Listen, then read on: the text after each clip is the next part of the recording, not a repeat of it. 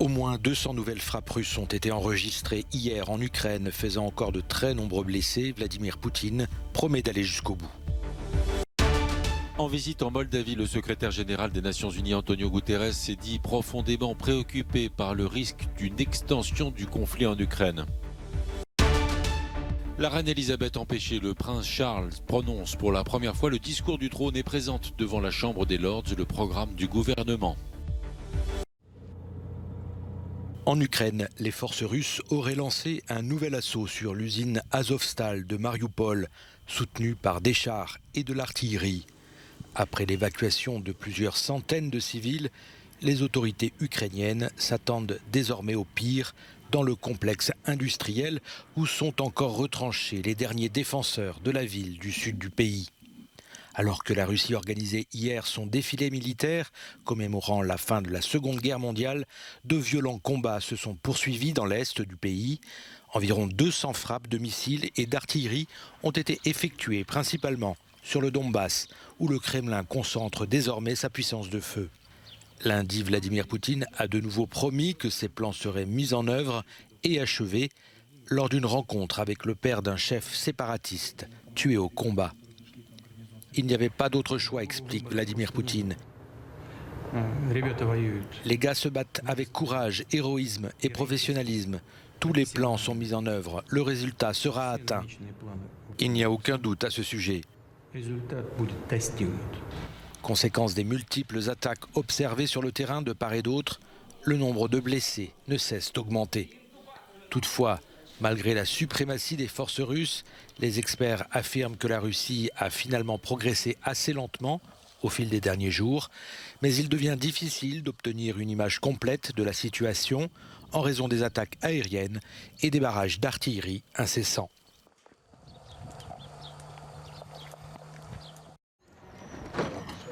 Antonio Guterres dit être profondément préoccupé par la poursuite du conflit en Ukraine et la possible extension de la guerre au-delà des frontières ukrainiennes. Le secrétaire général des Nations Unies a confié son inquiétude lors d'une visite en Moldavie d'un centre d'accueil pour réfugiés ukrainiens. Cette tragédie démontre que la guerre est une chose insensée et que cette guerre doit cesser. Il n'y a pas de solution militaire aux problèmes auxquels nous sommes confrontés. Nous devons absolument arrêter cette guerre et nous devons absolument voir le droit international prévaloir.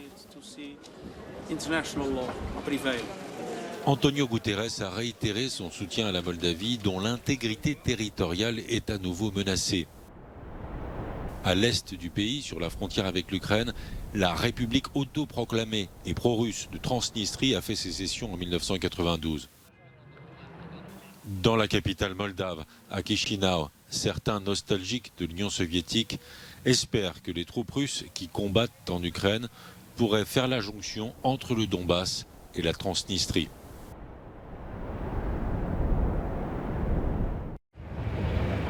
Dans le nord de l'Inde, les champs de blé s'étendent à perte de vue. Le pays est le deuxième producteur au monde de la céréale, mais jusqu'à présent, il exportait peu. La guerre en Ukraine devrait changer la donne. Les agriculteurs indiens se disent prêts à pallier les pénuries auxquelles sont confrontés plusieurs pays. À cause de la guerre entre la Russie et l'Ukraine, de nombreux pays n'ont plus de blé, dit cet agriculteur. Mais l'Inde va en exporter pour répondre à leurs besoins. Regardez, nous en avons tellement, il y en a partout. Égypte, Turquie, Chine ou Iran, de nombreux pays sont à la recherche de nouveaux fournisseurs. Les autorités indiennes ont engagé des négociations pour nouer des accords d'exportation. Ce grossiste prévoit de livrer 6 000 tonnes de blé à l'Égypte. Avant la guerre, nous pouvions stocker du blé ici sans aucun problème, dit-il, 2, 3, 6 mois. Mais maintenant qu'il y a une guerre, nous allons arrêter tout ça et nous allons exporter très bientôt. En raison de la guerre, des millions de tonnes de céréales sont actuellement bloquées en Ukraine. Les prix mondiaux, eux, ne cessent de grimper, en raison aussi de la flambée du coût de l'énergie.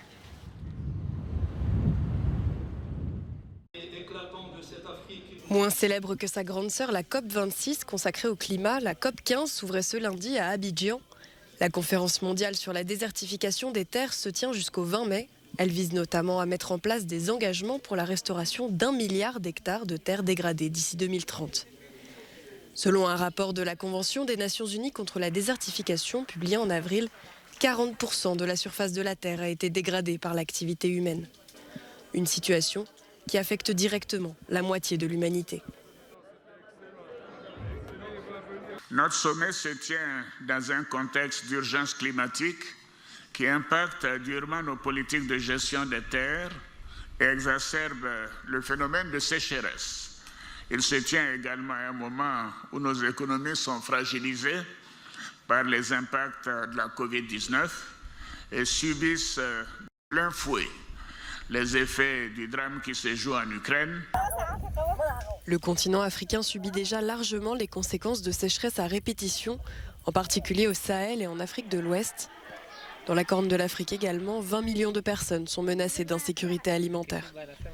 Ce sommet sera l'occasion d'évoquer l'un des plus importants projets de lutte contre la désertification, la Grande Muraille Verte, qui a pour objectif de restaurer 100 millions d'hectares de terres abîmées dans le Sahel.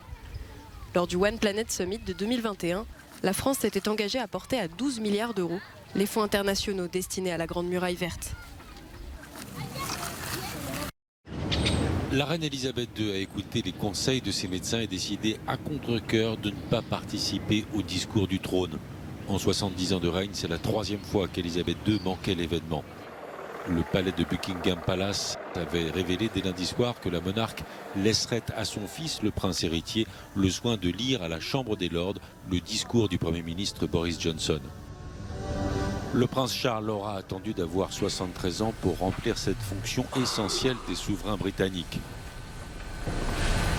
Le prince de Galles était vêtu de son uniforme de la marine et il a pris place sur le trône du consort, celui-là même qu'occupait son père, le prince Philippe. Le prince Charles a lu les principaux projets de loi du gouvernement pour la session parlementaire qui s'ouvre. Le texte, lu par le prince héritier, faisait notamment référence au pouvoir d'achat, à l'Irlande du Nord et à la défense de la démocratie dans le monde. Elles sonnent pour qu'on ne les oublie pas. Les cloches de la cathédrale nationale de Washington ont retenti 1000 fois ce lundi pour rendre hommage aux Américains décédés des suites du Covid-19. Les États-Unis s'apprêtent à franchir le cap du million de morts et enregistrent ainsi le plus grand nombre de décès devant le Brésil, l'Inde ou encore la Russie. Le Pulitzer, le prestigieux prix américain du journalisme, a été attribué ce lundi au Washington Post pour sa couverture de l'invasion du Capitole du 6 janvier. Côté reportages internationaux, c'est le New York Times qui remporte la palme pour sa couverture des frappes aériennes américaines au Moyen-Orient. Une mention spéciale a été décernée aux journalistes ukrainiens, reconnus par le jury pour leur courage et leur engagement dans la couverture de la guerre. La guerre est peut-être loin, mais elle touche tous les Ukrainiens. Alors pour se serrer les coudes, les Ukrainiens de Lyon ont désormais un lieu pour se retrouver. Domivka signifie maison en ukrainien. Le local a été inauguré il y a quelques jours. On s'était dit que à Lyon, on manque un endroit pour les Ukrainiens où ils puissent se sentir comme chez eux. C'est-à-dire avoir un petit espace où finalement dans un environnement où ils se sentent à l'aise, on pourrait aussi leur faciliter l'intégration dans la société française, parce que c'est comme une petite pause dans leur vie qui est maintenant psychologiquement peut être assez dure, parce qu'ils entendent parler français tout le temps, c'est les codes différents, les codes culturels je veux dire. Et là, ils peuvent venir reprendre ses racines et faire une petite pause à l'ukrainienne.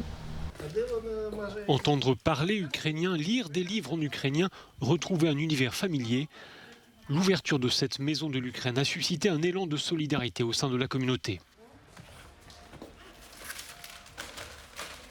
Je suis venu pour donner des livres ukrainiens ou sur le sujet de l'Ukraine. Évidemment, les familles qui sont arrivées, il faut absolument les aider du plus que l'on peut. En plus des permanences d'accueil en journée, des ateliers sont organisés notamment pour accompagner les nouveaux venus, adultes mais aussi enfants. Un lieu de réconfort pour aider à faire face à l'épreuve de la guerre et de l'éloignement. une manière de soigner les bleus à l'âme.